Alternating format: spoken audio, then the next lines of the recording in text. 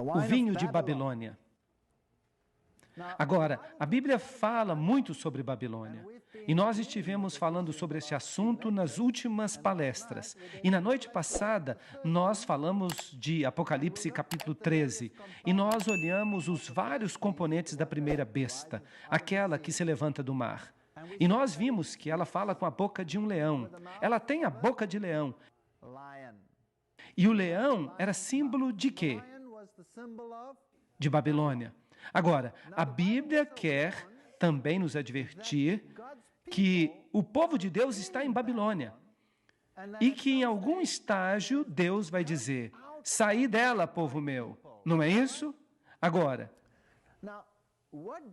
o que seria se Deus dissesse para você: saia de Babilônia, e você não tivesse a menor ideia do que Babilônia é? Isso não seria um problema? Como você sairia dela se você não sabe o que ela é? Então, a Bíblia tem que, de fato, definir Babilônia para nós, para que nós saibamos do que é que nós temos que sair.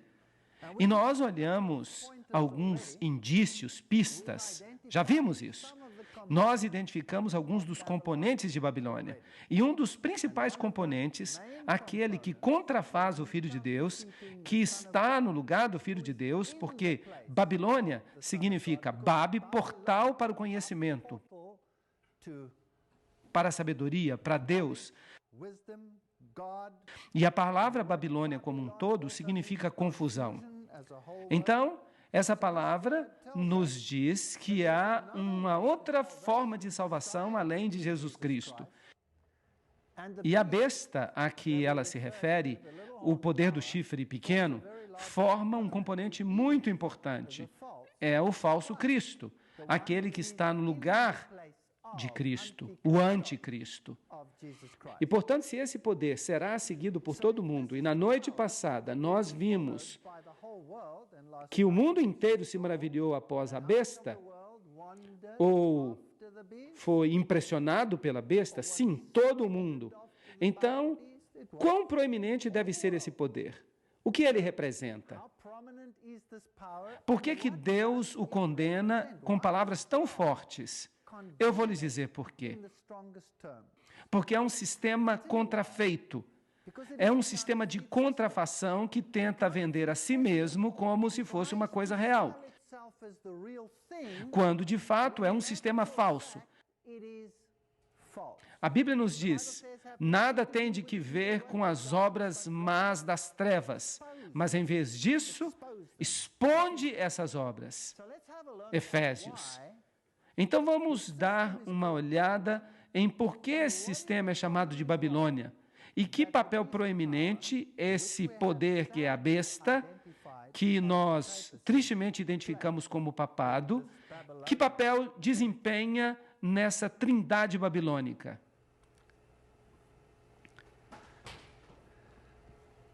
Temos, portanto, uma firme palavra de profecia, a qual faríamos bem em ouvir, como uma luz que brilha em um lugar escuro até que o dia apareça e a estrela da manhã se levante nos nossos corações.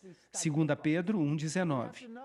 Nós temos que estudar diligentemente as profecias. Nós temos que saber o que vai acontecer por trás do palco. Nós temos que saber por que Deus diz essas coisas. Jeremias 51, 6 e 7, falando sobre a Babilônia literal, diz: fugir do meio de Babilônia, e que cada homem entregue a sua alma.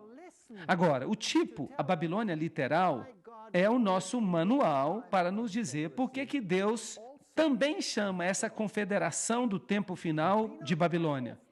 Não sede apanhados em sua iniquidade, pois este é o tempo da vingança do Senhor. Ele lhe dará a recompensa.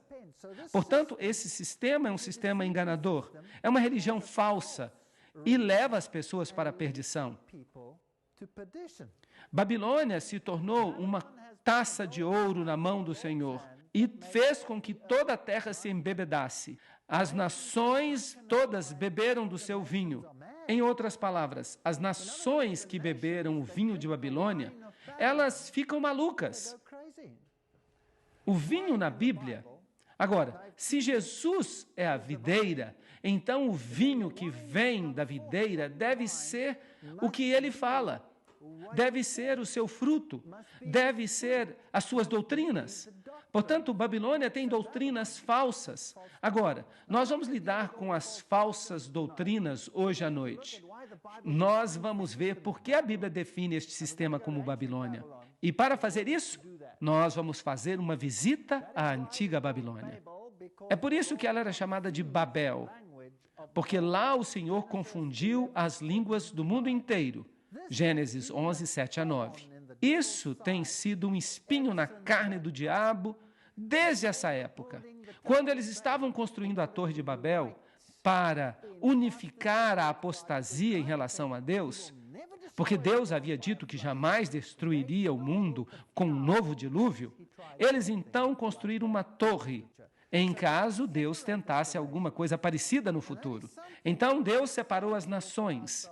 E isso foi uma coisa essencial para a nossa salvação.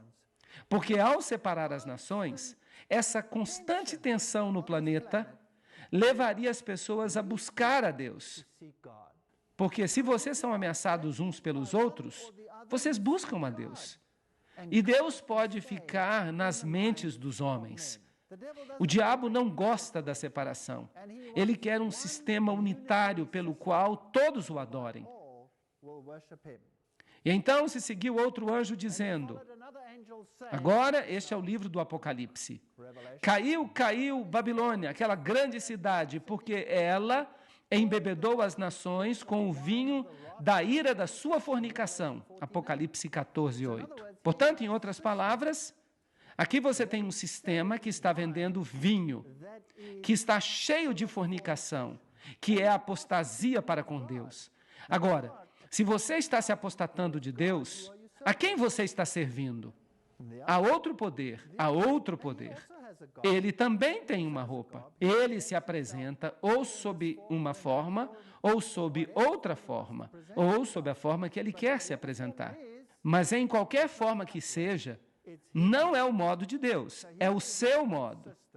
Então, aqui está um sistema falso que foi estabelecido. Agora, Apocalipse 16, 19 nos diz, e a grande cidade, se referindo à Babilônia espiritual, não pode ser a antiga Babilônia, porque Deus diz que a antiga Babilônia nunca seria reconstruída. Ela serve apenas como tipo, e um tipo, por definição, é sempre menor do que o antítipo. O cordeiro representa Jesus Cristo. Então, o cordeiro é apenas um pequeno exemplo do antítipo, que é maior e mais proeminente, que é o próprio Cristo. Babilônia, o tipo, permanece para aqueles que se apostatassem contra Deus. E numa escala maior e mais ampla no final dos tempos. Representa todos aqueles que formam uma confederação para se oporem a Deus. Jerusalém serviu de tipo de todos aqueles que seguiriam a Deus e buscariam uma salvação através do Cordeiro. É isso que é a tipologia. Então, aqui nós temos esta grande cidade que foi dividida em 3 partes. Agora, nós sabemos que Babilônia tem 3 componentes. Então, nós vamos lidar com cada um desses 3 componentes nesta série de palestras. Então, não perca nenhuma palestra. E as cidades das nações caíram, e Deus se lembrou da grande Babilônia para lhe dar a taça do vinho da sua ira. Então, se você permanecer em Babilônia, você vai ter que lidar com este lado da questão. Deus há de lhe conceder uma recompensa. E eu vi 3 espíritos imundos como rãs. Isso é pesado. O espírito que atua em Babilônia consiste de 3 espíritos imundos. E eles saíram da boca do dragão, isto é, Satanás. Porque a Bíblia define o dragão como Satanás em Apocalipse capítulo 12. E da boca da besta, o Apocalipse nos diz acerca da besta. E nós já lidamos com ela em pormenores. O poder do pequeno chifre, de Daniel capítulo 7. E a besta que sai do mar, Apocalipse capítulo 13. E nós, tristemente, tivemos que identificá-la como papado. E da boca do falso profeta, vocês sabem que, em outras línguas, esta expressão fica muito mais clara. Se você pega o alemão, por exemplo, então é Und ich sah aus dem Mund das Drachen und aus dem Mund des Tiers und aus dem Mund des falschen Propheten. Se você consegue entender o que eu falei, há uma palavra mais dura e uma palavra mais suave para a palavra boca. E o dragão e a besta, eles recebem a palavra mais dura para a boca. E o falso profeta recebe a palavra mais suave. Agora, o falso profeta são todos aqueles que conheceram a verdade, mas voltaram para o sistema matriarcal da igreja. Pois eles são os espíritos de demônios que operam milagres. E nós olhamos os milagres na última noite. E esses milagres enganarão as pessoas, que saem até os reis da terra. Aqui está se referindo aos sistemas políticos do mundo. E qual a proporção do mundo? O mundo inteiro, a fim de reuni-los para a batalha do grande dia do Deus Todo-Poderoso. Então, o conflito vai acontecer entre essa falsa trindade e o povo de Deus, aqueles que guardam os mandamentos de Deus e têm o testemunho de Jesus. Portanto, a Babilônia mística consiste do componente do dragão. O dragão, Satanás, operando diretamente com o homem. Isso seria o espiritismo, estranhas ocorrências, aparições, todas essas atividades espíritas, a besta, a religião organizada que culmina no papado, e o falso profeta, aqueles que conheceram, mas que voltaram para as profecias falsas. Eusébio nos diz que Constantino, para recomendar a nova religião aos pagãos, transferiu os ornamentos externos aos quais eles estavam acostumados. E a evidência aponta para o fato de que o cristianismo logo se tornou paganizado e apenas usava a roupa do cristianismo. E essa roupa vem dos escritos das sociedades secretas. A gente pode voltar ao passado até Simão Mago. Simão Mago seguia Pedro e a Paulo até Roma. E ele era um mágico. Ele era um sacerdote pagão que colocava uma roupa de cristianismo porque ele queria ter aquele poder, e Pedro o repreendeu. E esse Simão Mago, porque o nome Simão também significa Pedro, ele o seguiu até Roma. E essa mistura oculta entre o paganismo e o cristianismo encontrou guarida ali. E ele se tornou o PTR. E as letras PTR nada tem que ver com Pedro, Simão, o apóstolo, mas elas indicam Simão Mago. Eu sei que depois que eu partir, lobos famintos virão entre vós e não pouparão o rebanho. Mesmo no nosso meio, homens se levantarão e distorcerão a verdade para extraviar até os discípulos. Os ensinamentos de Mago, do Simão Mago, eles vieram de Samaria, eles eram cabalísticos em natureza. E do cabalismo veio o gnosticismo. E o gnosticismo é o ensinamento de que o Messias é Osíris. Portanto, as antigas mitologias do Egito, que vieram do livro dos mortos, que vieram de Tutmoses III, que foi o próprio faraó que entrou em conflito com Moisés, que era o sumo sacerdote do ocultismo e do paganismo. Essa religião de Osíris e Ísis, a deusa, essa religião, como podemos dizer isso? Esta mistura religiosa de coisas humanas e divinas, essa adoração androgênica, porque as divindades eram tanto masculinas quanto femininas, elas eram intercambiáveis. Essa religião é que foi trazida para dentro do cristianismo.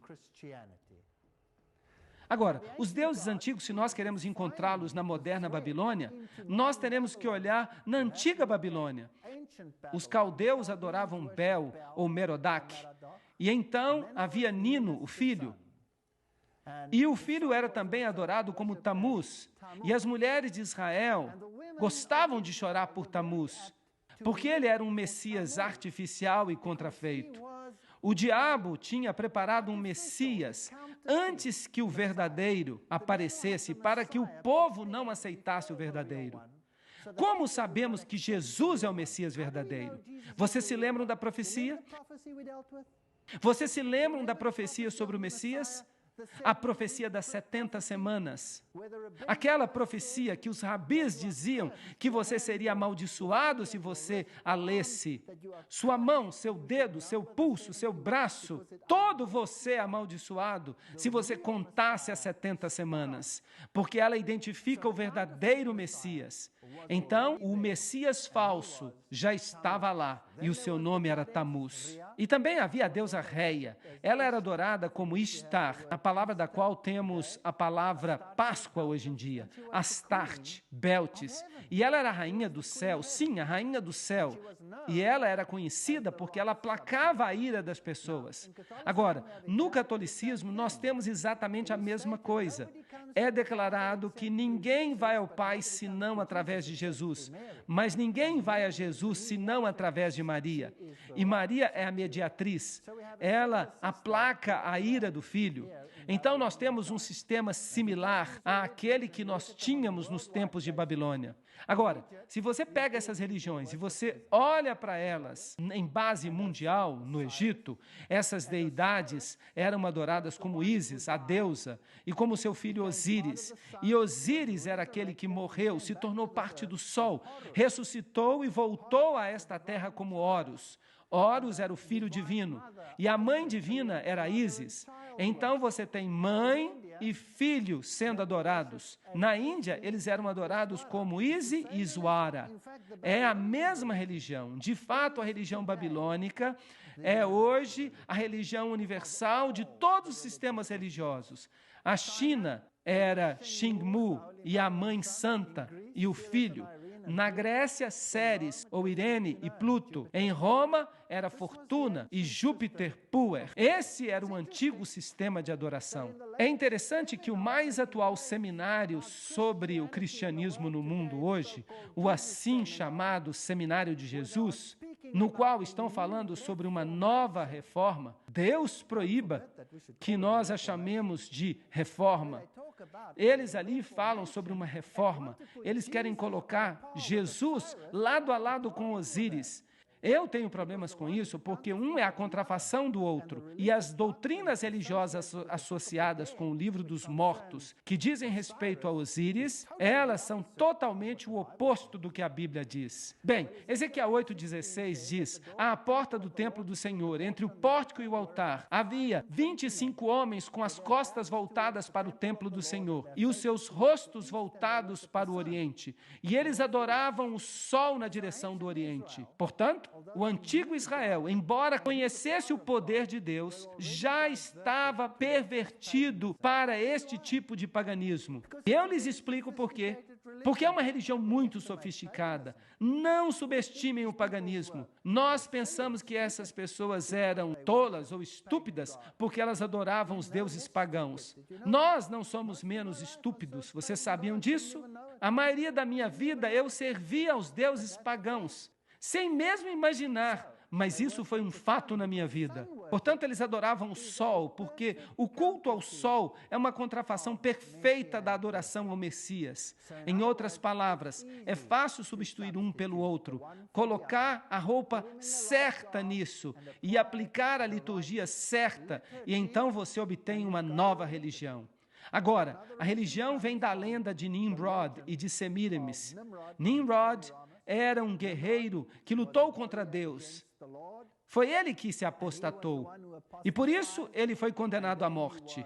E sua viúva, Semiramis, alegou que ele tinha ressuscitado e que tinha sido levado para o sol e que tinha renascido através dela.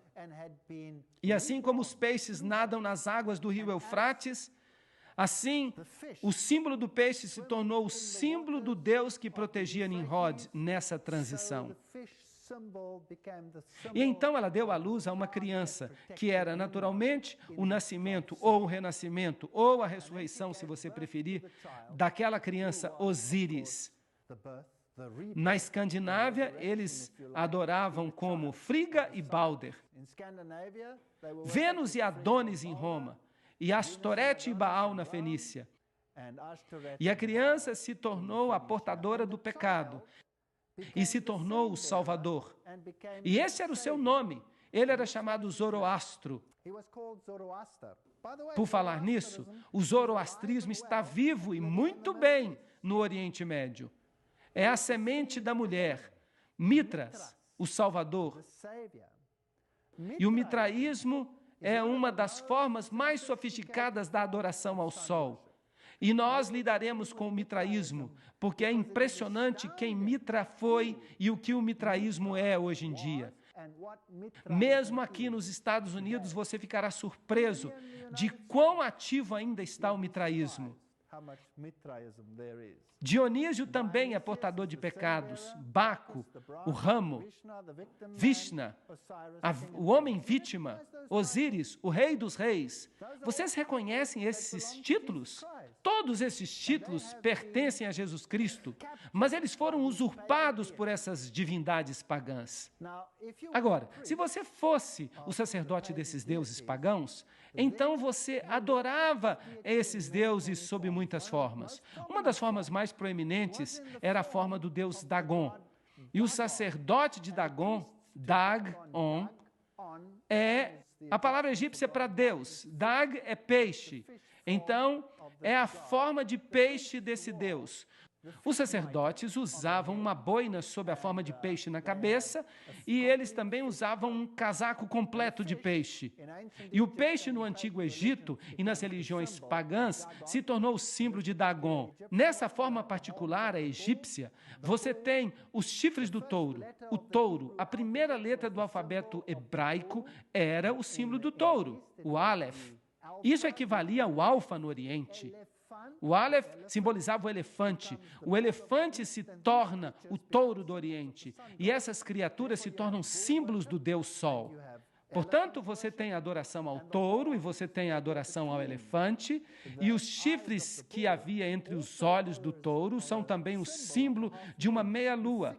A lua sob a forma de foice, que se torna um símbolo do ventre da mulher que recebe o renascimento do Deus Sol. Portanto, mais tarde, ele se torna um pouco mais sofisticado e os sacerdotes de Dagon passaram a usar a boina sob forma de peixe e também o casaco, e então, mais tarde, eles substituíram o casaco de peixe por roupas coloridas, normalmente nas cores escarlate, que é a cor do sacrifício, e púrpura, que é a cor da realeza. Agora, você reconhece que tipo de boina está aqui em cima? Será que as pessoas a utilizam hoje sob outra forma? Sim, claro que sim. Vamos tentar agora encontrar esse tipo de boina entre os achados antigos de Babilônia. Sim, nós podemos achá-la. Esta daqui vem do Museu de Pérgamo. Eu mesmo tirei esta foto. Ali você tem o símbolo do sol e as linhas onduladas, por falar nisso. Linhas onduladas emanando do sol são o sinal do símbolo feminino. Linhas retas são o sinal do símbolo masculino. Através da união das divindades masculina e feminina, você tem o nascimento do Salvador. E aqui você tem os sacerdotes de Dagon caminhando em volta com baldes. Ali estão os baldes contendo água santa. E você tem essas escovas que foram feitas com isopo. E então eles aspergiam as pessoas para lavá-las. Será que esse ritual ainda é praticado hoje? Claro que sim, e mais ainda. Aqui você tem um sacerdote, o sumo sacerdote de Dagon. Ali você tem o símbolo no céu do deus Shamash, que é o símbolo da divindade. Ele tem asas, normalmente as asas de uma águia. Ali você tem o símbolo solar, que são duas estrelas sobrepostas uma sobre a outra, com 8 raios. E se você se encontrasse com o sumo sacerdote, você tinha que se curvar ao sumo sacerdote. E se ele, então, era o representante do próprio Deus, você tinha, muitas vezes, que beijar o seu anel ou beijar até o seu chinelo. Agora, se nós formos a Roma, aqui está o Panteão no centro de Roma. Este é o lugar onde todas as divindades dos tempos antigos eram adoradas. E ali fora você tem esta pequena estátua aqui, onde você tem um cuboide, que é também um símbolo do paganismo, por falar nisso. Então você tem o Aleph ali no fundo, o símbolo do Deus Sol. Então você tem a estrela, que é o símbolo fálico de Osíris. Então, na parte de cima está o símbolo da cruz. Mas nós vamos falar sobre isso mais tarde. Se você vai até o Panteão, você vê coisas interessantes no chão. Você tem quadrados. As divindades pagãs eram representadas ou com o quadrado ou com o círculo. Então, você tem círculos e você tem quadrados. E porque elas eram boas e más, elas representavam os dois aspectos, portanto, você também tem quadrados brancos e quadrados pretos. Agora, se nós vamos até algumas igrejas católicas romanas, você vai descobrir nas catedrais, você vai descobrir o peixe também lá. Este é o antigo símbolo da deusa Astarte. Ali está a boina do peixe com o símbolo da estrela, ou o sol e a meia-lua ali mais na frente. E então você tem uma enorme quantidade de símbolos pagãos disponíveis, muitos dos quais são usados ainda hoje. Este aqui é usado pelo mundo médico e aquele ali é muito interessante. Esse vem do hinduísmo como símbolo da divindade pagã. E havia também o deus Osíris. E aqui você tem alguns símbolos interessantes sobre a boina do Papa. Ali você tem os símbolos principais da divindade solar. Ali estão os 4 raios dentro do círculo. E ali está uma cruz, que é conhecida como cruz maltês, e os cavaleiros de Malta usam esse tipo especial de cruz. E quando você vê essa cruz particular, preste atenção, ela é um símbolo direto da divindade solar. Ela nada tem que ver com o cristianismo. Bem, vamos avançar. Aqui está um dos reis dos tempos antigos. Este é um rei assírio, Sardom. O que é que ele tem ao redor do pescoço? Vocês conseguem ver? Esse artefato está no Museu Britânico. Ali você tem a cruz maltês, que é a mesma cruz que o Papa tem no seu lado. E ele está apontando aqui com o dedo, assim, que é um símbolo daquele. Ele quer dizer a divindade única, o número 1. Que representa o Deus Sol. Ali você tem o símbolo que nós acabamos de ver na mitra do Papa, o símbolo do Deus Sol. Ali há outro símbolo, você tem o quadrado e o compasso que você encontra na maçonaria. Ali você tem a meia-lua com a foice dentro dela. E você encontra esse símbolo em muitas religiões. Ali você tem um símbolo com camadas múltiplas, que é encontrado nas religiões astecas de adoração ao Sol. Esses são alguns dos principais símbolos da adoração do Sol que você pode encontrar em tempos antigos. Mas onde podemos encontrar esses símbolos hoje em dia? Provavelmente no papado. Bem, todos esses aqui estão usando mitras de peixe. Aquelas ali são mitras de Dagon. Vamos até a Basílica de São Clemente, uma das igrejas de Roma. Vamos descer até embaixo.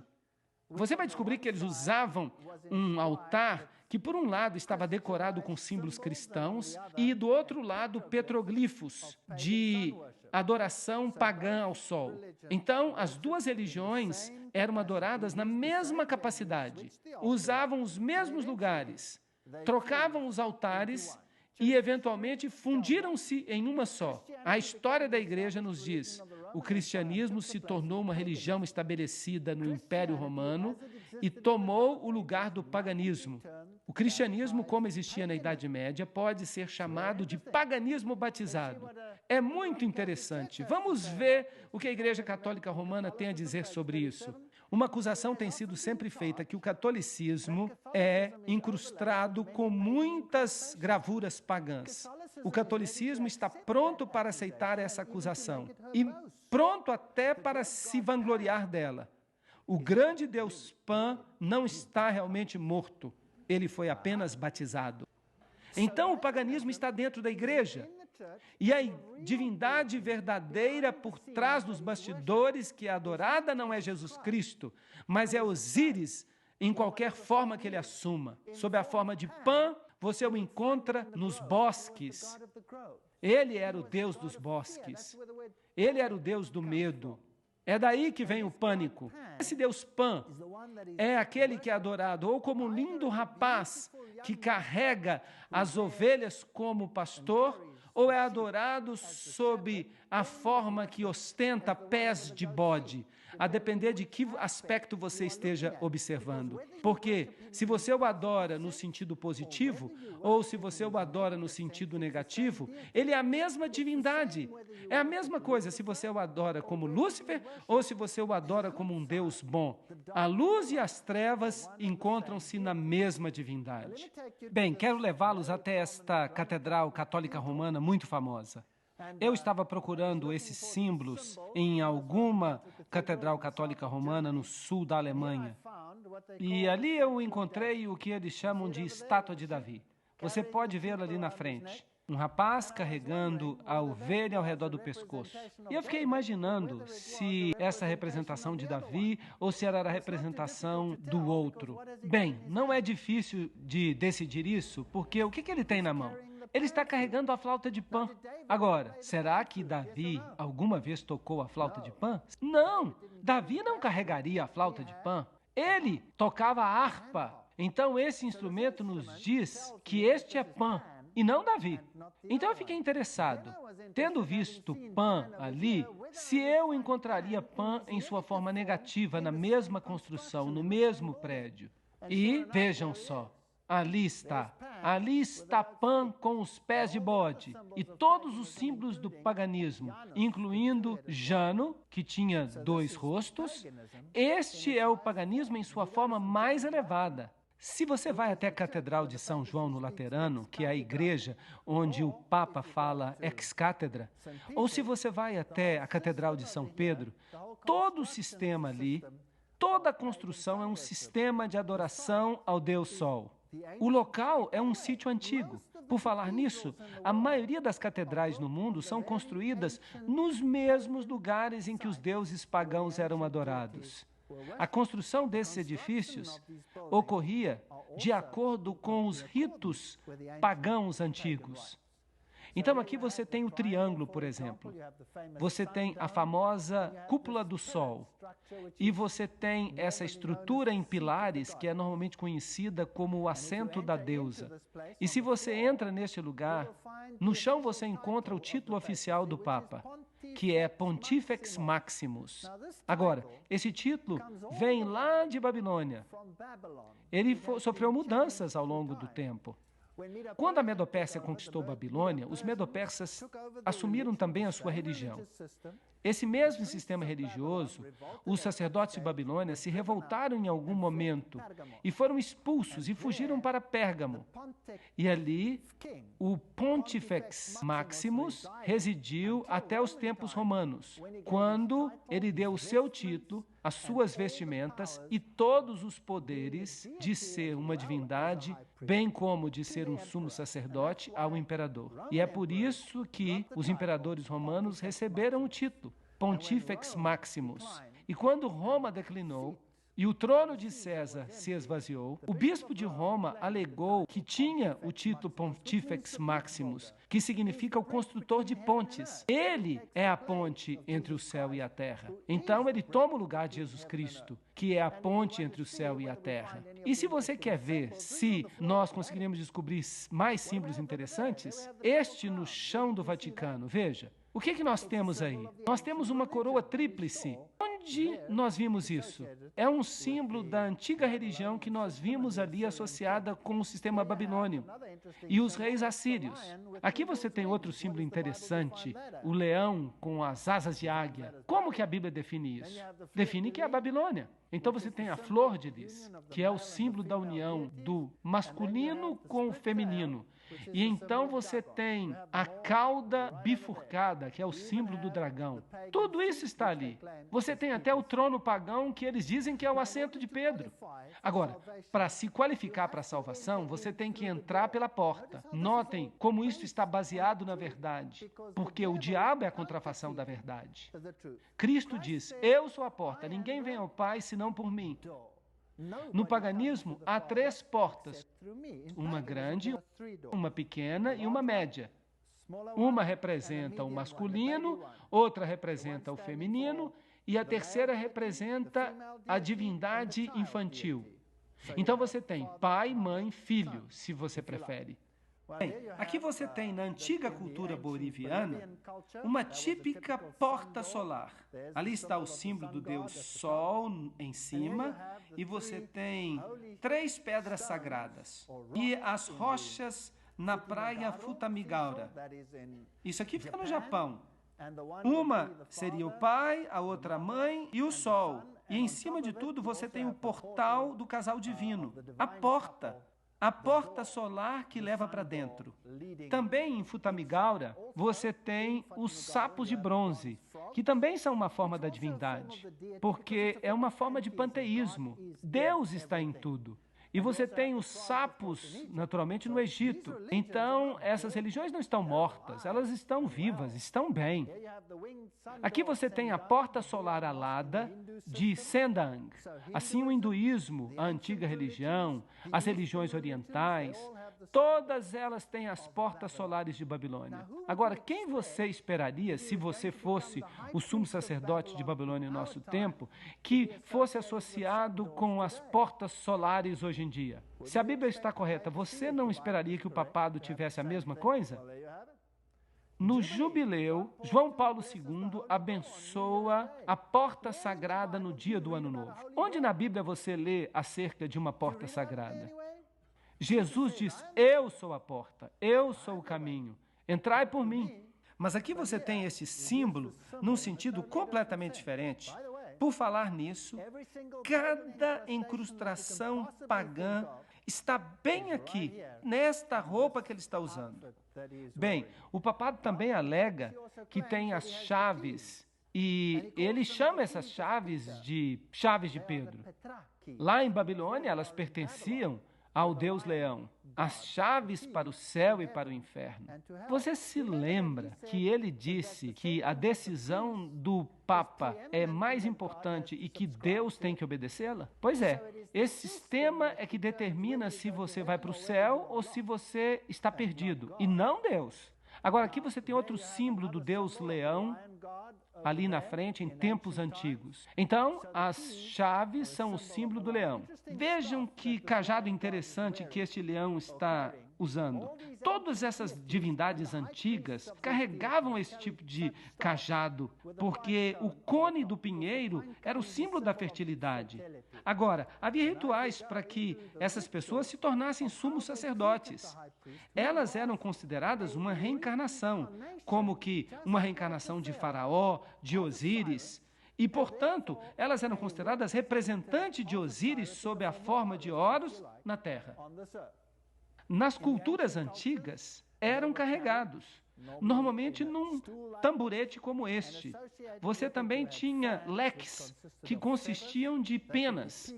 Podiam ser penas de pavão, e o olho na pena do pavão é o olho da sabedoria, da divindade que eles adoravam. Ou poderia ser penas de avestruz, porque a pena é associada com um pássaro, que na análise final vem da fênix. Mas eu vou falar sobre isso em outra hora. Agora, esse aqui é do Papa, e aqui você tem o Papa Pio, ainda sendo carregado desta mesma forma, exatamente como nos tempos pagãos, com as chaves gêmeas que vinham de Babilônia. Os sinais manuais que estão sendo usados aqui são muito interessantes, porque eles são todos símbolos da adoração ao Deus Sol. Os sinais manuais que eles usam, tudo é meticulosamente praticado, porque tudo tem um significado em termos da adoração ao Sol. Há a coroa tríplice, e que também vem do paganismo. É com ela que o Papa é coroado. Aqui, a coroa está sendo trazida. Ali estão as duas caudas gêmeas, os cardeais deitados enquanto isso ocorre. Nós temos um interlúdio musical. É tudo muito agradável. Aqui você pode ver a ordenação de novos bispos e cardeais. Vejam que eles estão deitados, exatamente como nos tempos pagãos.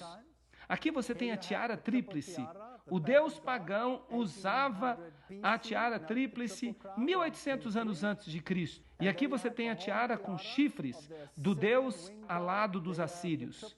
Aqui você tem a coroa tríplice em Krishna, que é do hinduísmo. Portanto, a coroa tríplice é um símbolo da antiga religião de Babilônia.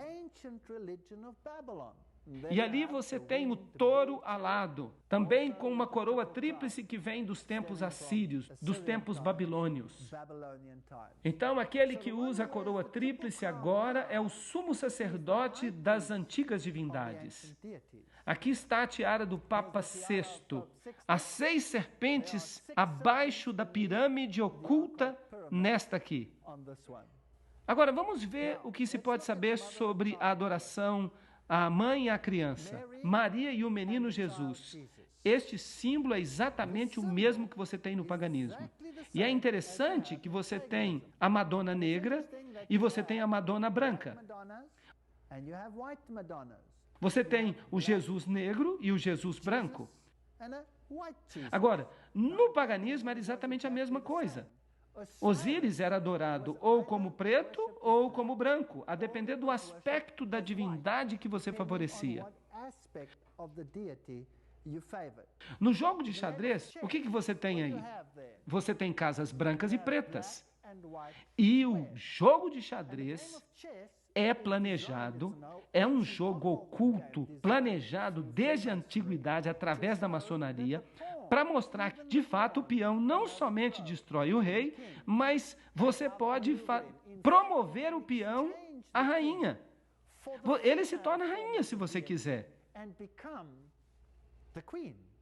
Então, o preto e o branco, ambos eram símbolos que já estavam presentes na adoração a Osíris e no culto a Ísis. E você também tem isso no catolicismo.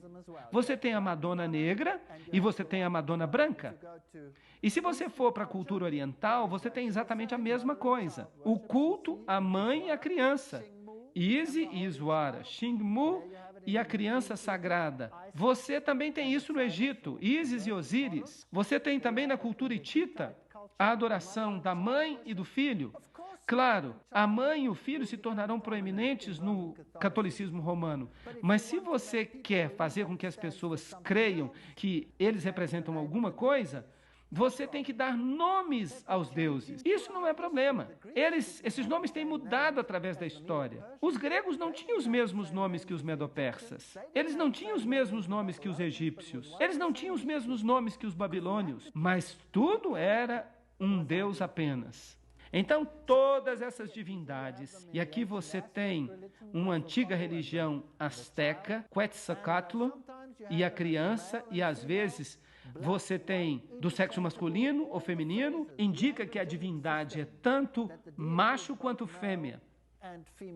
A Madonna negra está na Igreja Católica Romana e os messias negros são também comuns. E a Madonna branca tem filhos brancos. Aqui você a tem no hinduísmo. Esta vem do Museu Britânico. Aqui você tem a mãe, ali você tem a criança sagrada, aquele que vai ser o Salvador. Isso é paganismo. Nada tem que ver com o cristianismo, porque Jesus diz: há apenas um mediador entre Deus e o homem. E quem é ele? O homem Jesus Cristo. Você não tem outro mediador. Maria nunca vai tomar o lugar de Jesus. Nenhum santo vai tomar o lugar de Jesus. Nós não precisamos de ninguém como mediador. Isso é paganismo, não é cristianismo. Aqui está Ísis em sua forma espírita, quando ela se aproxima dos rituais da nova era. Suas manifestações, nós vamos tratar disso em outra palestra. Aqui você tem os símbolos, os antigos símbolos pagãos de Hermes e Ísis, bem aqui, com a estrela de 6 pontas no meio do círculo. Ou as estrelas de 5 pontas em outros lugares são também usadas. Este símbolo, onde vocês acham que eu achei? Este símbolo é dos antigos deuses? Eu o achei na Catedral Jesuíta, no sul da Europa, na Alemanha meridional. O que isso está fazendo aí? O que os símbolos de adoração ao sol estão fazendo em Częstochowa, na Tchecoslováquia, ou na Polônia, em todas as partes do mundo? Vamos dar uma olhada, então, na Nova Enciclopédia Católica, que diz: Pio XII afirmou fortemente que Maria é rainha. Então, aqui nós temos uma rainha no céu, mas Beltis era também chamada de rainha do céu, inserindo no calendário 31 de maio uma nova festa de Maria Rainha. Então, Maria remodelada, reformada, para se encaixar nos sapatos da antiga divindade e colocada na frente do povo como nova mediatriz. Isso é muito triste porque Jesus é tirado da equação. Eu não estou tentando derrubar Maria. Maria era uma mulher abençoada, ela era uma boa mulher, mas a sua herança está sendo mal usada aqui. Ela era reverenciada como mãe e rainha em 31 de outubro de 1942, quando foi reconhecida publicamente como rainha. É espantoso que todo o sistema antigo de Babilônia somente chegou à plenitude em nossa época. Agora, vamos dar uma olhada em retratos fascinantes da transferência do papel mediador de Jesus para Maria. Este aqui eu encontrei em Roma. Aqui você tem Jesus colocando a coroa de espinhos sobre a cabeça de Maria. E ela tem as feridas nas mãos. Portanto, Maria que se torna a mediatriz, aquela que sofreu e morreu. E se alega que através de Maria nós somos salvos, porque Maria é aquela por cuja obediência nós fomos salvos no ponto onde Eva havia falhado.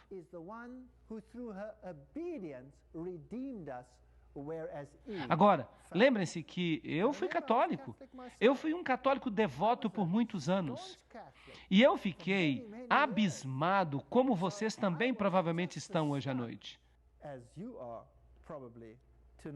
Agora, essa antiga deusa, ela era parte de um rito de fertilidade e as pessoas oravam para ela buscando fertilidade, amamentação.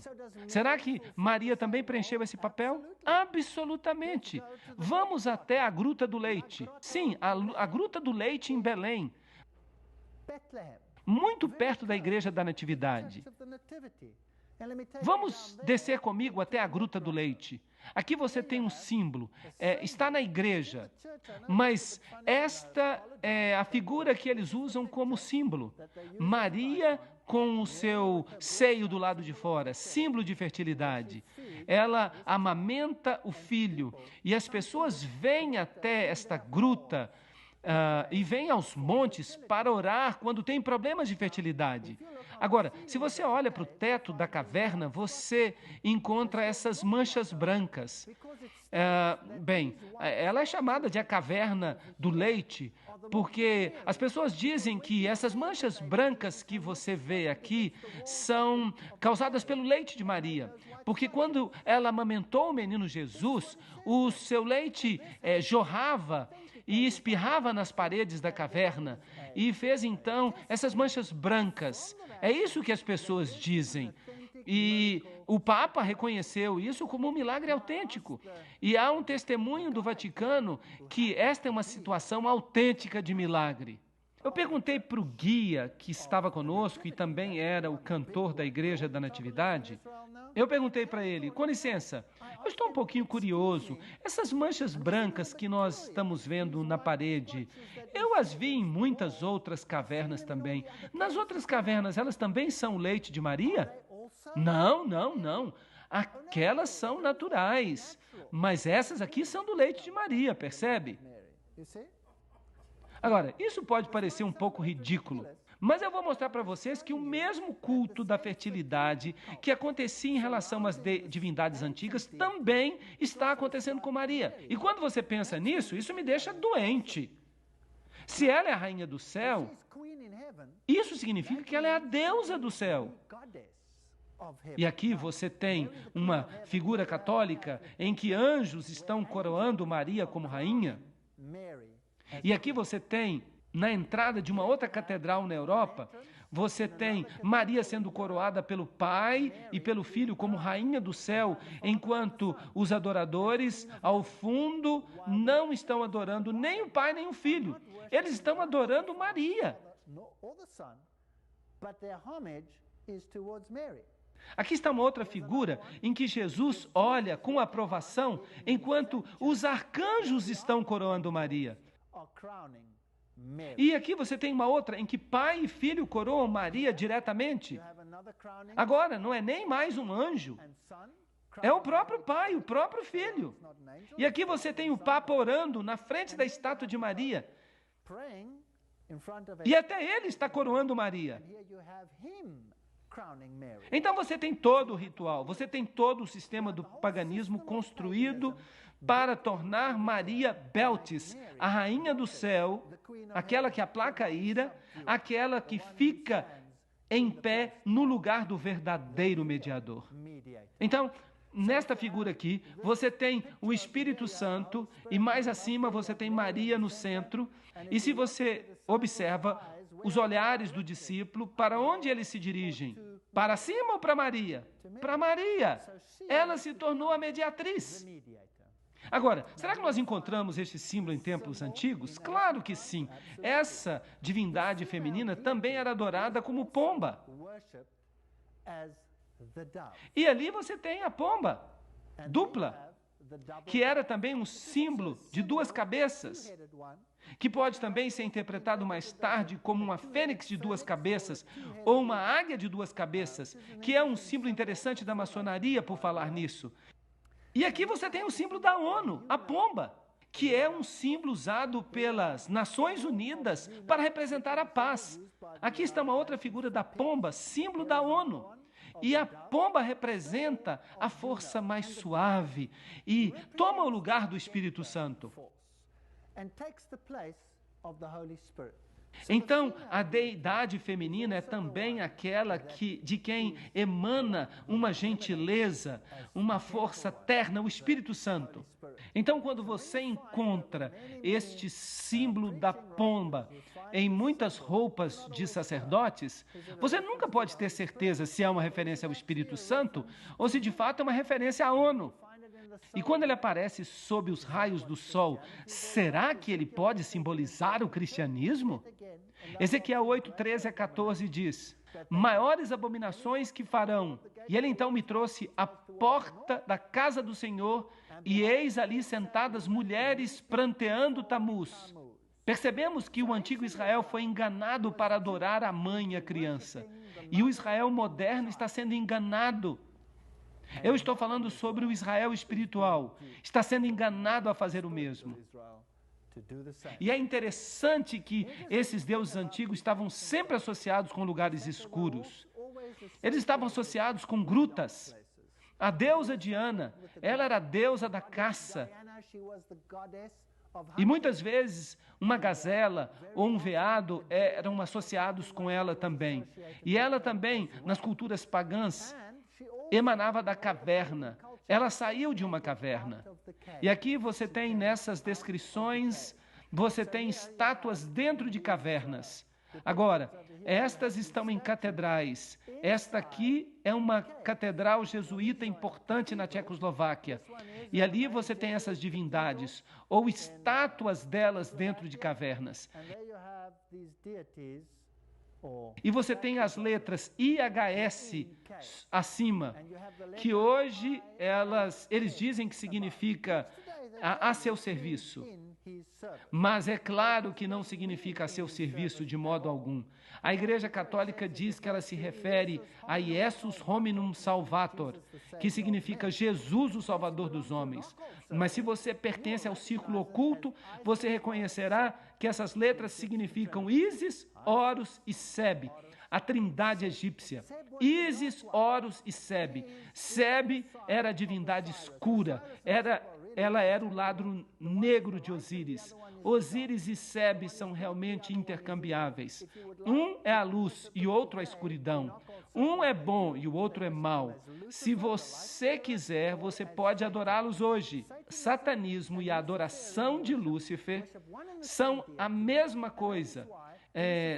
E é por isso que os luciferianos e os satanistas são sempre bons amigos. Um pratica a luz e o outro pratica as trevas. Os satanistas têm que fazer boas obras para aplacar o seu Deus e têm que sacrificar a seu Deus. Os luciferianos têm que fazer exatamente a mesma coisa. São intercambiáveis. Eles podem se sentar na mesma cadeira. Não importam se adoram o lado escuro ou se adoram o lado iluminado. E isso é assustador, porque você nem sempre consegue diferenciá-los. Bem, se você vai então a essas catedrais antigas, aqui está a Catedral de Colônia, você tem o símbolo de Apolo, o deus do sol, e você tem a lua e as estrelas. O sol, a lua e as estrelas são os três aspectos do deus sol, como Brahma, Shiva e Vishnu. Brahma é o sol nascente, Shiva é o sol no meridiano, Vishnu é o homem vítima, o sol que cai nas águas à noite e se torna Dagon, o deus peixe, ou Poseidon, e se levanta da água é adorado como Poseidon ou como a serpente, sob forma triuna. Nesta catedral aqui você tem um relevo interessante. Você tem o leão com as asas de águia, com o sol nas costas. Um símbolo muito importante de Babilônia. E a Igreja Católica Romana chama este símbolo de São Marcos. Agora, eu acho que você vai ter muita dificuldade para encontrar um leão com asas de águia, com raios solares por trás da cabeça, como um símbolo de São Marcos. O que você acha? Agora, o que ele está olhando? Ele está olhando ali um círculo com uma cruz nele. E este era um dos principais símbolos do Deus Sol. Este era um símbolo de Lúcifer, o símbolo do círculo com uma cruz dentro. Você o encontra em muitas organizações hoje. O outro símbolo, claro, é o símbolo do touro. Lembrem-se que o touro representa a primeira letra do alfabeto. Representa o número 1, símbolo do portador de luz. Lúcifer, também com um raio por trás dele. Eles o chamam de São Lucas ou Lucas. Também as borboletas são o símbolo do culto da fertilidade. A borboleta vai de flor em flor. As abelhas também são símbolo do culto à fertilidade. Ela também vai de flor em flor em flor. As jovens, meninas, se vocês colocam a tatuagem de uma borboleta no seu ombro, isso tem um significado muito mais profundo do que vocês podem imaginar. Vamos ver se vocês conseguem descobrir aqui o símbolo do touro e do leão. Símbolos de Ísis e Horus. Templo número 3. Ísis é associada com o culto ao touro, e com o culto ao leão, e com o culto à fênix. Ali está a fênix.